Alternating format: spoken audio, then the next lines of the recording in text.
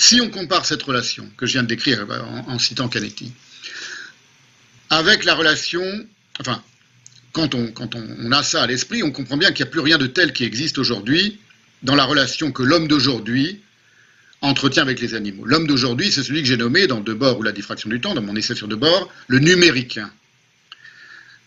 Parce que, à son insu, c'est pas toujours évident pour le numéricain, mais à son insu, il n'a plus aujourd'hui, dans toute l'Europe, dans tout l'Occident et quasiment partout, désormais, où on n'a pas de rapport traditionnel d'intimité spirituelle avec les animaux, c'est-à-dire aujourd'hui quasiment partout, il n'a plus le numéricain avec les animaux qu'un rapport soit de pur despote, c'est-à-dire les animaux domestiques, assis, couchés, viens là, va partir, donc des rapports de soumission absolue et de domination absolue, sans aucune demi-mesure, ou de tortionnaire. Et le rapport de tortionnaire que le numéricain entretient aujourd'hui avec les animaux, c'est celui qui est produit par l'industrie agroalimentaire. L'industrie agroalimentaire, donc c'est vraiment un niveau planétaire, c'est une des industries les plus proliférantes aujourd'hui partout dans le monde, elle a en effet honteusement accoutumé le numéricain, l'homme d'aujourd'hui, à ingérer quotidiennement la souffrance inouïe qu'elle-même provoque et cultive. Parce que ce n'est pas un hasard que ces choses-là ont lieu, et ce n'est pas par hasard que les animaux souffrent dans l'industrie agroalimentaire, selon moi.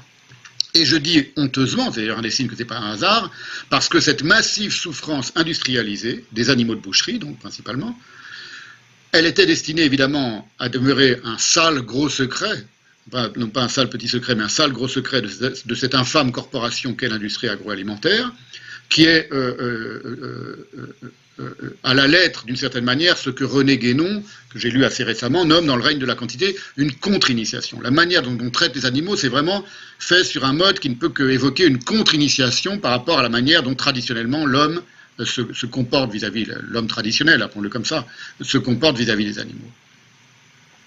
Si ça aurait été destiné, cette souffrance inouïe, cette torture inouïe que subissent vraiment massivement les animaux de boucherie, s'il y avait s'il n'y avait pas, ce serait demeuré un secret, s'il n'y avait pas, heureusement, il y en a, des organisations comme par exemple celle qui est assez connue, qui s'appelle en France L214, qui n'avait eu l'audace et le courage de diffuser des images clandestinement tirées des abattoirs. C'est pour ça qu'il y a quelque chose de honteux, c'est que ces images, pour les voir et pour les connaître, et on les connaît un peu aujourd'hui, c'est uniquement parce qu'elles ont été prises de manière clandestine.